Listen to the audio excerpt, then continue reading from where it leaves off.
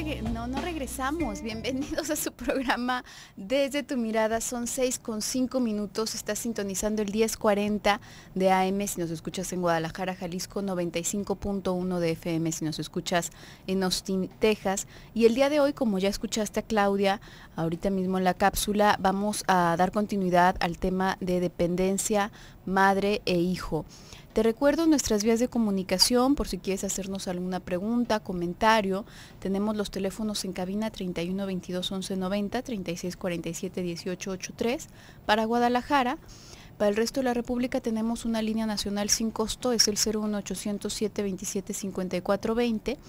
También puedes enviarnos, si nos escuchas desde Austin, Texas, si nos escuchas en cualquier parte, también aquí en Guadalajara, si gustas, o te es más sencillo hacerlo a través de tu celular, nos puedes enviar un WhatsApp al celular 333-822-3208. Y tenemos vías electrónicas, ya sea en el chat, en donde vamos a estar conectados en unos minutitos más a través del chat, en la página www.radiomujer.com.mx, en la sala de Desde tu Mirada. Podrás comunicarte con nosotros. También tenemos el Twitter, @Desde tu Mirada, y por supuesto el correo electrónico, que es desde tu mirada, @radiomujer.com.mx.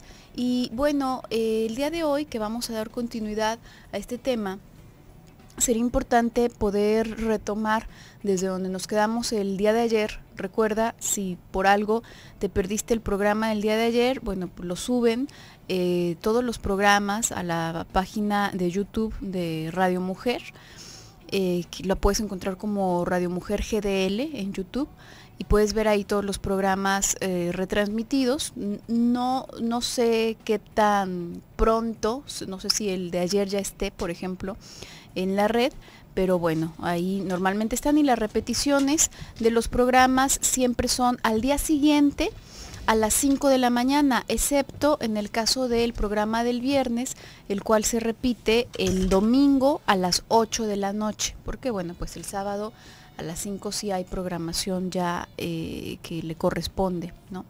Pero bueno, vamos retomando, como comentaba, en esto que nos deteníamos el día de ayer ya para finalizar el programa, y era a propósito de esta diferencia que que normalmente, por lo general, no es una regla inamovible, pero por lo general decíamos hay un efecto en donde mientras que la hija que ha establecido este tipo de relación tiende a formar un carácter masculinizado en ciertos aspectos, puede que no se note tanto, porque en la sociedad a la mujer no se le achaca de ninguna manera que tenga ciertos aspectos masculinos. De hecho, tú ayer lo mencionabas, José Luis, se los puede ver más bien como mujeres muy capaces, ¿no? Como mujeres que bueno, van por una línea perfecta de salud, mientras la pobre mujer está torcida y no sabe cómo identificarse en su persona, en su cuerpo, etcétera, ¿no? Pero en el caso del hombre que establece este tipo de relación de dependencia con su madre, hay un efecto opuesto. ¿Por qué? ¿No? El efecto generalmente es una feminización del hombre. Se va haciendo como un hombre muy incapaz, un hombre muy frágil, muy delicado. A veces incluso en sus formas, en sus maneras, tienden a ser más femeninas. ¿Por qué pasaría esto? Hay una cuestión muy interesante que no alcanzamos a profundizar, porque bueno, el tiempo y el medio nos lo dificulta, pero por ahí hay algunos escritos a propósito que tratan de pensar, que tratan de indagar a propósito de la conciencia moral femenina, y son interesantes. Hay algunas personas a las que no les gusta esta postura, pero aquí hablan estos artículos de cómo la diferencia anatómica entre un hombre y una mujer, y la manera en la que éstas va significándose psíquicamente, que esto es lo más importante, el cómo psíquicamente el hombre y la mujer van significando esa diferencia anatómica. Cómo esto tiene una consecuencia, no me refiero a algo negativo, sino que tiene el resultado de que para la mujer sea más, se preste más a hacer ciertas cosas, como se permite hacer más cosas la mujer. Uno podría decir, claro que no, la mujer ha sido totalmente reprimida a lo largo de la historia, a lo largo de los años. Es cierto, pero no nos damos cuenta, está tan permitido que ni siquiera nos damos cuenta la cantidad de cosas que sí se permiten hacer a la mujer y que en el hombre se perseguirían tremendamente. No me puedo extender demasiado, pero podemos verlo tan sencillo como esta pegazón con los hijos. Si vemos a un señor, por ejemplo, que pasado cierto tiempo se sigue bañando con la hija, nos brincaría. Pero si vemos una señora que sigue metiéndose a bañar con su hijo de 8 años, no lo vemos como algo raro. En sí, los hombres de alguna manera estamos casi vetados de ciertos lugares, ¿no? ¿Usted ha visto una guardería, un jardín de niños en donde los maestros sean todos hombres? No, ¿verdad? En sí es una ocurrencia rarísima que haya un hombre dentro de esos ámbitos, ¿no? ¿Y eso por qué? Tristemente porque se nos va relacionando como género con algo violento, ¿no? Con un pene violento. Con un pene, pues sí, ¿no? Y bueno, pues son cosas que tendríamos que repensar, ¿no? Porque también ahí tendríamos que entender cómo no hay esa diferenciación tal cual, ¿no? Es que las maestras de preescolar tienen que ser siempre mujeres, ¿no? El maestro de preescolar siempre tiene que ser mujer. Las educadoras son educadoras, no educadores. No tendría por qué ser así. Puede que haya más de un hombre que tenga vocación para hacer eso, ¿no? Ahorita pensando en estas ciertas barreras que a veces se van teniendo por los géneros y principalmente con esta idea de la dependencia de la mujer, ¿no? En sí, fíjese cómo dentro de nuestro país es una cosa muy permitida, es algo que, bueno, hasta se entiende como ya sin explicación, que la hija más chica se queda a cuidar a los padres, ¿no? Y es que es muy normal porque entonces es uno de los hijos que se tuvo para cuidar a los papás, para cuidar a la mamá. Es que así mi mamá no se va a quedar sola porque tiene a mi hermana y mi hermana no se puede casar porque tiene que cuidar a mis papás. Miren nada más qué aberración estamos pensando, ¿no? Estamos despojando a una persona de su capacidad de ser sujeto, de ser individuo, de goce, por asignarlo a esa pegazón. Y eso es algo que de alguna manera vamos tomando como por entendido. Si ven, no, bueno, es que ella no se puede casar porque tiene la responsabilidad de su mamá. ¿Qué? ¿Cómo que no se puede casar? Sí, no, bueno, es que si no, ¿quién la va a cuidar? A ver, fíjese cómo, evidentemente, ya que lo vemos en el momento, ya que lo vemos ahí cristalizado, si decimos, no, pues que hija de la fregada, imagínate, la mamá con Alzheimer, que necesita que la cuiden de principio a fin, que no puede hacer nada sola, ¿cómo se va a ir la mujer, no? Pero esa mujer hubo un tiempo en el que estuvo sana.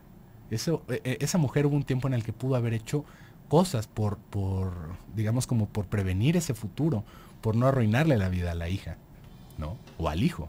¿Y qué pasó? Todos lo tomamos por normal, todos lo tomamos como que esa era la responsabilidad del hermano o del hermano. Y fíjese cómo eso realmente es una situación muy muy perversa que se va permitiendo dentro de nuestra sociedad y que por supuesto que va teniendo un justificante del cual vamos a estar hablando el día de hoy. Así que quédese con nosotros, vamos a ir a un pequeño bloque comercial y regresamos.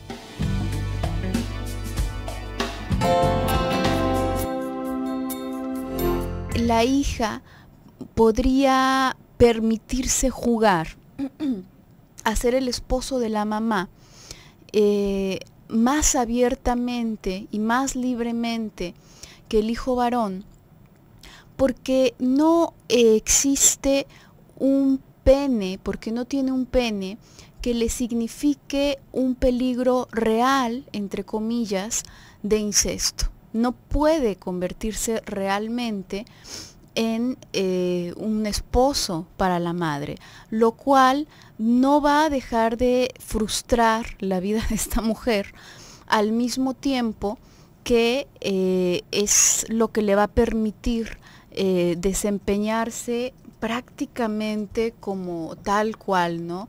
Trabaja, llega, le provee a la mamá es, eventualmente esta mujer puede tener algún hijo, el cual le entrega a la mamá para que ella sea la mamá de este hijo o de esta hija, y ella va, les provee, todo va en relación, las vacaciones son junto con la mamá, todo está alrededor de. Pero, ¿qué ocurre en el caso del hombre que se ve envuelto en esta situación, que se ve envuelto en este atrapamiento por parte de la madre? Bueno, pues ocurre que la angustia que vive él respecto a esta relación que tiene con la mamá va a tener una calidad distinta, porque en su fantasía, lo que ocurre en su fantasía inconsciente de ser él el esposo de la mamá, sí podría, entre comillas, llevarse a cabo. Lo único que lo imposibilita es el medio social, ¿no? Lo único que lo imposibilita es el hecho de que es su mamá y que puede hacer absolutamente todo lo que haría un esposo, salvo tener relaciones sexuales, porque entonces incurriría en incesto. Todo esto va a un nivel inconsciente, no es que la hija se ponga a pensar, bueno, es perfecto, ¿no? Puedo hacer todas estas cosas y de todas maneras nunca voy a poder tener una relación incestuosa con mi mamá, así que no hay problema. No, por supuesto que no.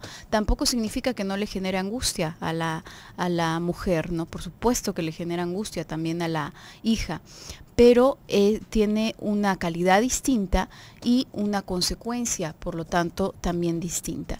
Entonces, digamos que en el hijo una forma de protegerse ante esto es feminizarse a sí mismo, hacerse un hombre más bien frágil, hacerse un hombre que vaya disminuyendo, sino borrando sus características, las características más viriles de un hombre, de tal forma que todo él se presenta como un hombre incapaz, como un hombre impotente y por lo tanto un hombre que no es peligroso, un hombre donde no existe ese riesgo de incurrir en una relación incestuosa con la madre.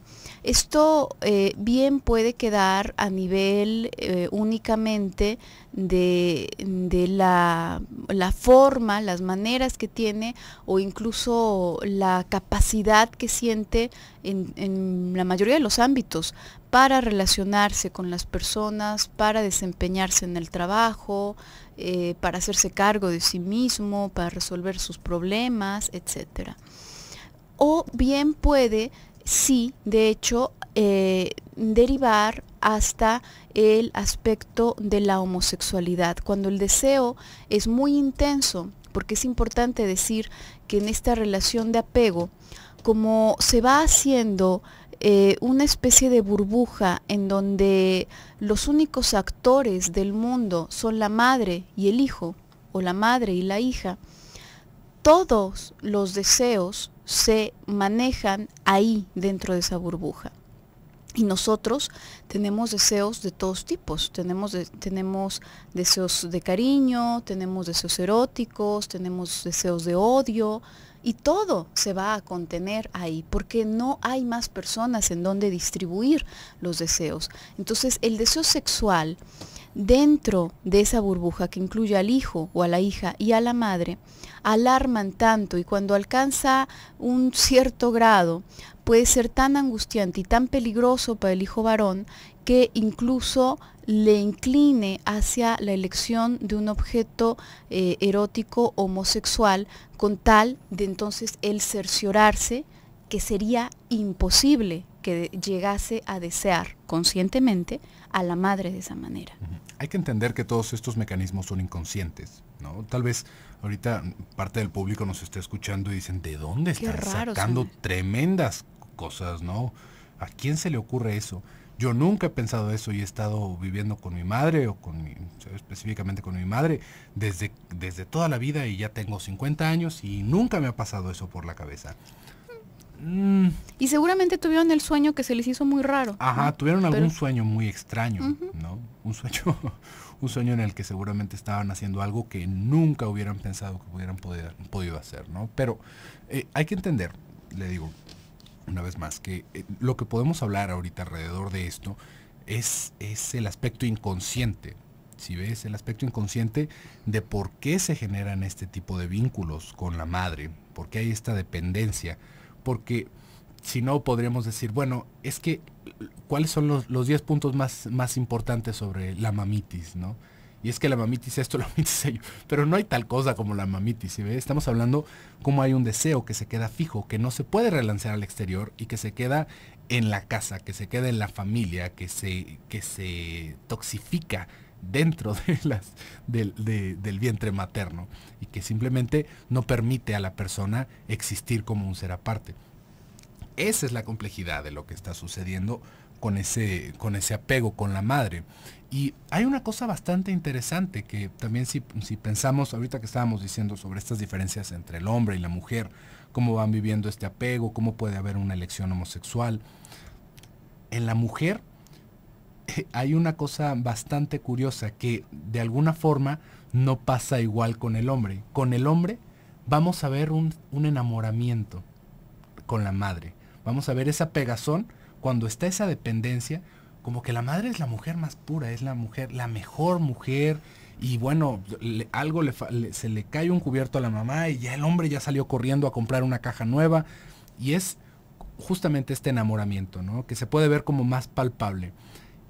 Y entre las mujeres vamos a ver un odio reprimido bastante característico. Vamos a ver cómo efectivamente también puede haber un gran afecto un gran afecto que se manifiesta en esa relación, pero vemos un conflicto continuo alrededor de: es que quiere más a mis hermanos aunque yo estoy aquí todo el tiempo, es que ¿por qué no me hace caso? Es que ¿por qué no regresa a la hora que yo le digo? Es que siempre va a haber algo de lo que tengan pleito, muy distinto de lo que podríamos ver, una vez más, intentando generalizar. No podemos hablar de que si es un hombre entonces va a pasar esto, o es mujer y va a pasar aquello. Así certeramente. ¿No? Pero con el hombre vamos a ver más como ese enamoramiento, que llega el hijo con flores y que se la lleva a cenar, y se la lleva al cine, y se la lleva a vacaciones. Y con las mujeres es una fricción constante, porque ahí tendríamos que entender qué es lo que está sucediendo tras bambalinas. Está la sensación de injusticia para con la mujer, porque con el hombre vamos a ver cómo se genera cómo se acaba cumpliendo esa fantasía edípica, cómo es: me quedé con mi mamá, ¿no? A final de cuentas me quedé con mi mamá, yo fui el mejor hombre.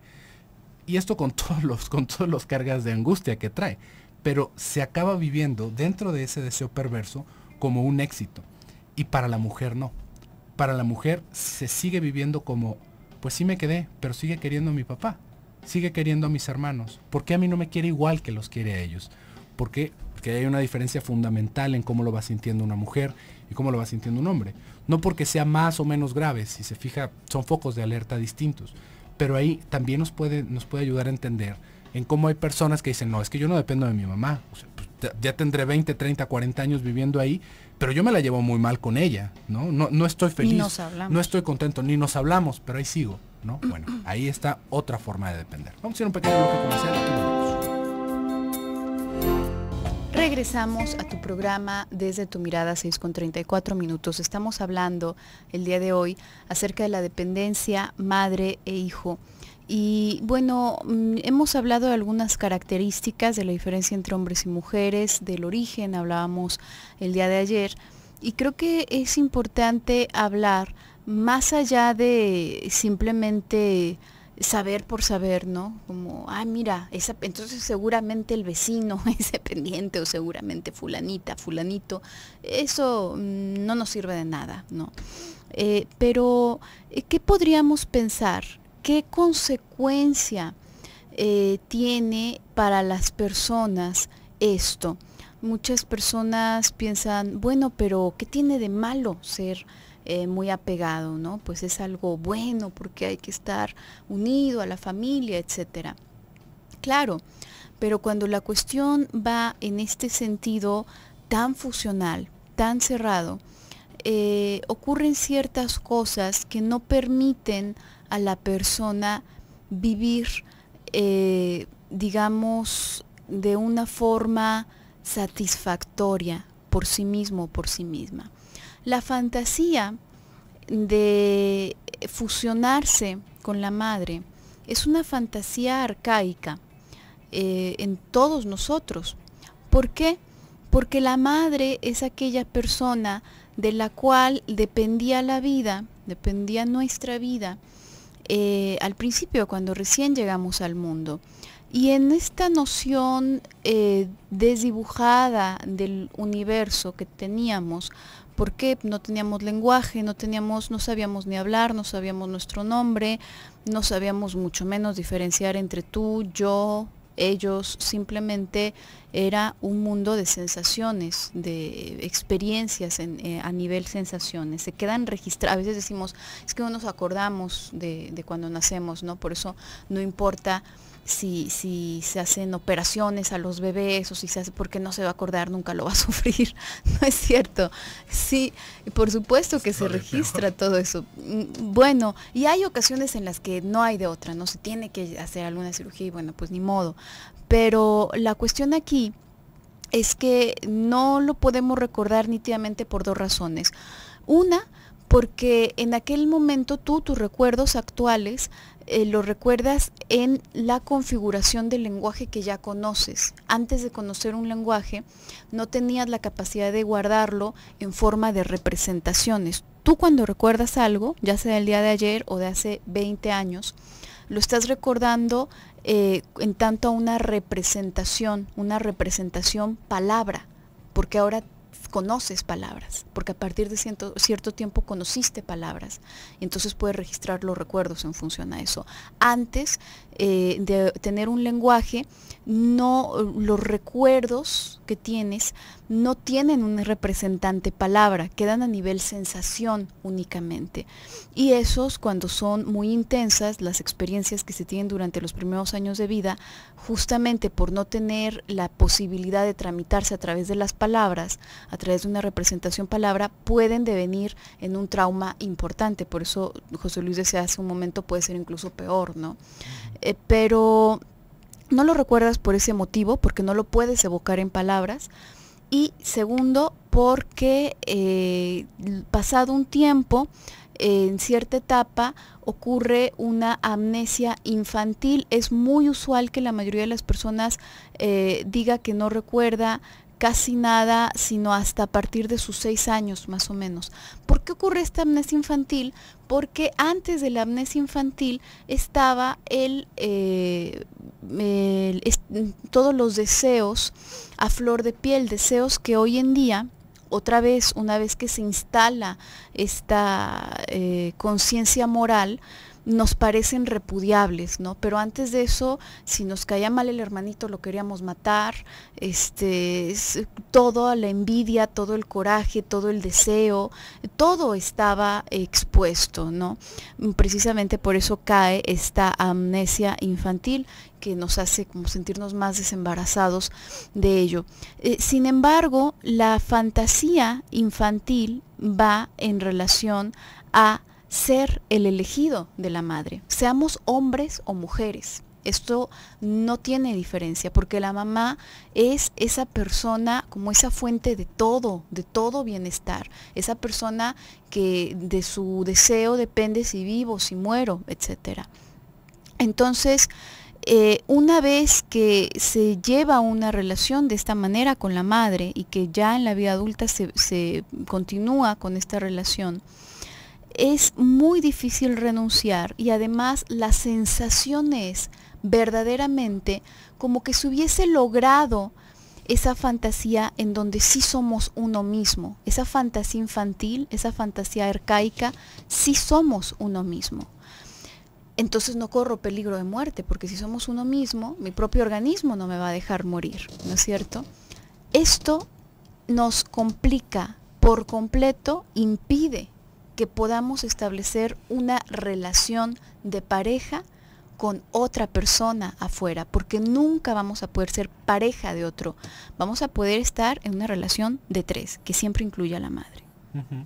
Y esto también abre un poquito el tema para pensar en cosas como periféricas alrededor de esta dependencia, ¿no? Porque, por ejemplo, hay muchas personas que pueden acabar viviendo esta situación como, pues bueno, es que todo lo demás está bien en mi vida, ¿no? Estoy bien en el trabajo, me va bastante bien, terminé mis estudios, me siento bien, nada más eso. O sea, el hecho de que esté tan apegado a mi madre, pues yo creo que ese es el problema, ¿no? Pero no es ese el problema en específico. Eso, como muchas otras cosas, ¿no?, que podremos hablar acá, es como se acaba manifestando un problema. Es un problema en sí, pero no es ese el problema. No es como decir de un día para otro, bueno, entonces lo único que me hace falta es salirme de la casa, ¿no? Porque no va por ahí el asunto. Que ayudaría, podríamos pensar, bastante, ¿no? Haría una distancia física, ayudaría, ¿no?, en cierto sentido. Habría personas que se pondrían más angustiadas y nada más lo hicieran por hacerlo. También es un hecho, ¿no? Pero no es como si tuviéramos esta boleta de calificaciones, que creo que es algo que muchas personas van haciendo una imagen muy similar a esto, Gaby, cuando se habla de salud mental, ¿no? Es que yo tengo todo bien, lo único es que no puedo dormir sin pastillas, ¿no? Es que yo tengo todo muy bien, pero no tengo deseo sexual, ¿no? Uh-huh. Es que yo tengo todo muy bien, pero pues sigo viviendo con mis papás. No es como si fuera esta planilla de bingo que tenemos que llenar.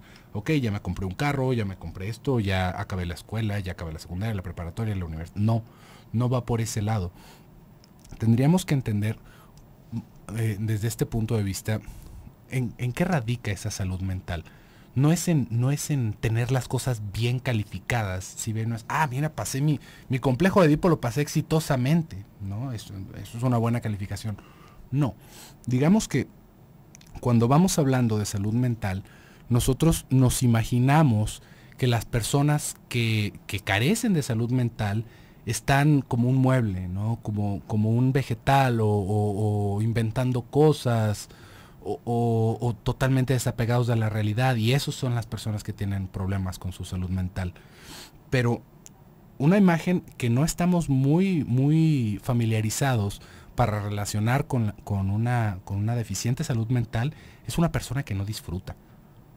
Y esto es tan común, tan común. Hay más personas que no disfrutan de su vida que asilos psiquiátricos podrían existir en el mundo, ¿no? No llenaríamos estadios de personas que no están satisfechas con su vida, que no están satisfechas con su vida sexual, y no porque yo no soy satisfecho con mi vida porque yo no soy millonario, no. Ya desde ahí, fíjese cómo se va haciendo este imposible, ¿no? Es que de la única manera en la que yo estaría feliz sería siendo millonario.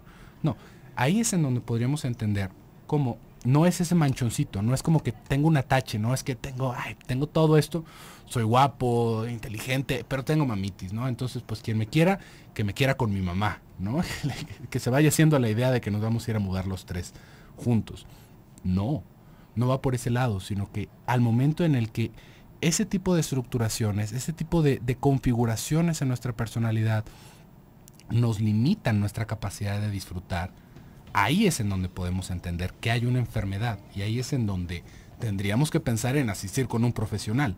No porque hayamos perdido el sentido de la razón y porque ahora estemos temerosos de que lleguen demonios a nuestra casa. No, cuando ese tipo de acomodos no nos permiten vivir a gusto. Definitivamente eso es algo que tendríamos que realmente repensar como sociedad, me parece, que es justamente a lo que nos estamos refiriendo cuando hablamos de salud mental. Alguien que no disfruta de su vida, que no disfruta, como lo decía Freud, de su capacidad que ha perdido su capacidad de asombro, su capacidad de disfrutar el trabajo, ¿no? Es importantísimo poder contar con esto. Vamos a ir a un pequeño bloque comercial y regresamos.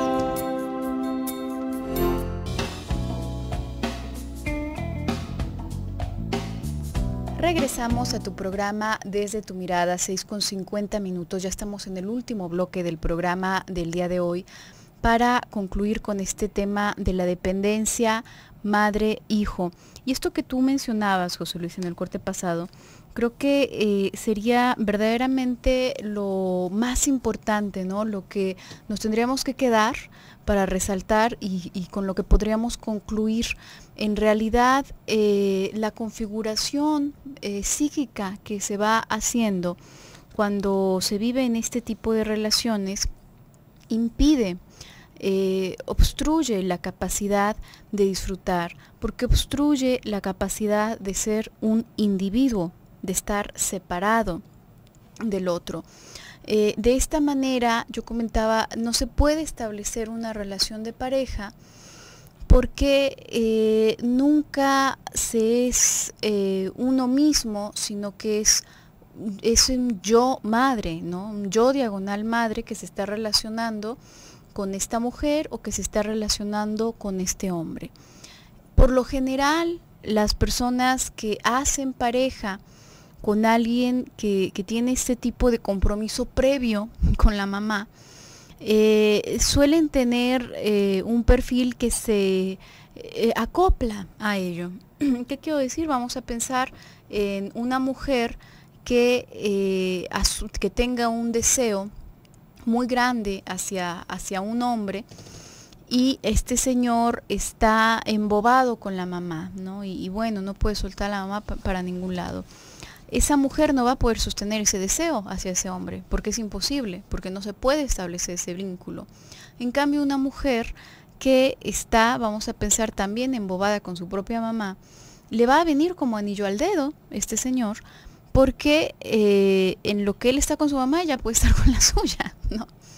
Porque ella puede fácilmente, si ella es una mujer muy masculina y él es un hombre muy femenino, puede perfectamente hacer esta relación donde es ella quien manda, donde es ella quien lleva el control, y además puede disminuirlo a él como hombre, ¿no? Como persona, porque es incapaz, porque es débil, porque más bien ella es la que carga las cosas y es la que lleva los pantalones en la casa y es un inútil, que es algo que necesita ella para que pueda caber este señor en su estructura psíquica. Sin embargo, no se deja de padecer esto, no va a dejar de sentirse sola, no va a dejar de sentir que no tiene a un hombre que la cuide, que realmente la pueda proteger, no va a dejar de sentirse la otra en relación con la suegra, porque siempre está en primer lugar esa señora, y así de la misma manera el hombre, ¿no? Vamos a pensar en un hombre que que es muy promiscuo, ¿no? Entonces, bueno, pues si consigue una mujer que se la pasa metida con su mamá, perfectamente, porque tiene a su mujer buena, que está cuidadita, que se la está cuidando la suegra constantemente, mientras él anda por 1000 lugares haciendo cualquier cantidad de cosas, ¿no? Entonces coinciden, entonces pueden hacer una pareja, y en muchas ocasiones hacen pareja, ¿no? Y siguen así sus vidas. Pero esto no es algo, aunque parezca como la pareja perfecta en ese sentido, así como el sádico es la pareja perfecta para el masoquista, no es un perfecto en un sentido que les permita crecer y que les permita vivir disfrutando lo que hacen, sino que no se deja de padecer esto, por el simple hecho de que se trata de algo sintomático. En muchas ocasiones hablamos de esto, ¿no? Algo patológico no significa algo extraño, algo raro, algo patológico. Creo que la patología tendría que entenderse en el sentido de lo destructivo que puede ser, de lo destructiva que puede ser una estructura, de lo destructivo que puede ser un síntoma, etcétera, ¿no? No es por estándares, no es porque las cosas deben de ser tal manera y uno se debe de separar porque sí, porque así lo dice la sociedad y si no te va a castigar la sociedad. No, realmente no. Va en función a esta configuración, esta estructura de personalidad que tienes, que tanto te permite disfrutar la vida y que tanto te permite ir extendiéndote, ir como abriendo esos horizontes y no quedarte siempre dentro de una burbuja que va a provocar que todos los deseos, si eran deseos constructivos, si era una libido con la que se podía construir, se quede ahí estancada y se empiece a convertir en angustia. Y si son destructivos, bueno, pues todo se queda donde mismo, ¿no? Y yo creo que también tendríamos que pensar, como que lo primero que nos viene a la cabeza, Gaby, cuando hablamos de este tipo de pegazones con la madre, es que nunca te vas a casar, ¿no? Es que no va a haber una mujer que aguante esto. Y bueno, hasta se hacen películas al respecto, ¿no? Como de risa. No sé si tú recuerdas que ya tiene algo de rato, ya tiene bastante tiempo, hubo una película de una mujer que se dedicaba a seducir hombres que se habían quedado en casa.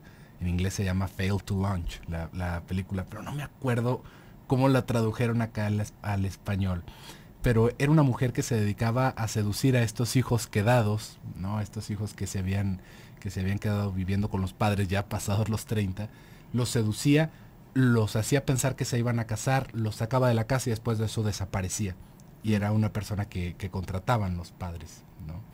Entonces fíjese hasta dónde se va haciendo como broma, ¿no? Como esta broma dentro de la cultura. Sí, es que imagínate, y luego se veía a los padres cómo batallaban y lo que realmente querían, que se fuera el hijo, y ya que se fueron, empiezan a pasar cosas maravillosas. Pero bueno, fíjese cómo se va teniendo en cuenta como primero esto, ¿no? Es que no te vas a casar, ¿qué es lo que va a pasar contigo? Como si el casarse fuera el centro una vez más del universo, ¿no? Como si eso fuera lo más importante en la vida. Hay que darnos cuenta de que si no podemos separar nuestro deseo del deseo de nuestras madres, del deseo de los padres en específico, no podemos surgir como sujetos. Vamos siendo un eco de su deseo. Y esto no es como tan triste como, ay, mira, no te casaste. No, es no vivir. Literalmente se traduce a no vivir como persona.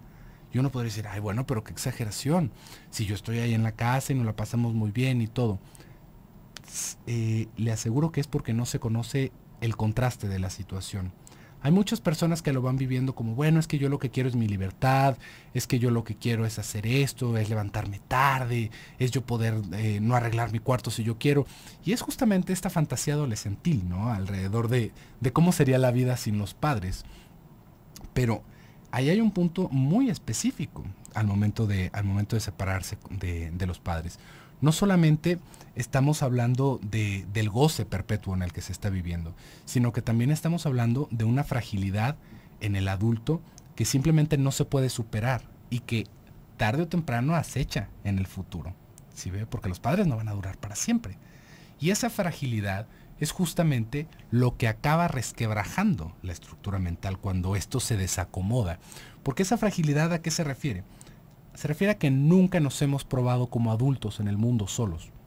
Nunca nos hemos visto en la necesidad de afrontar nosotros solos nuestros problemas. Y uno puede decir, no, pero pues también, no, la que depende de mí es mi mamá, porque yo soy el que paga, yo soy el que hace. No, es una cosa que va para ambos lados, ¿sí ve? Es la seguridad de saber que, bueno, al menos yo soy el fuerte ahí con mi mamá, ¿no? Porque yo soy el que paga, porque yo soy el que hace.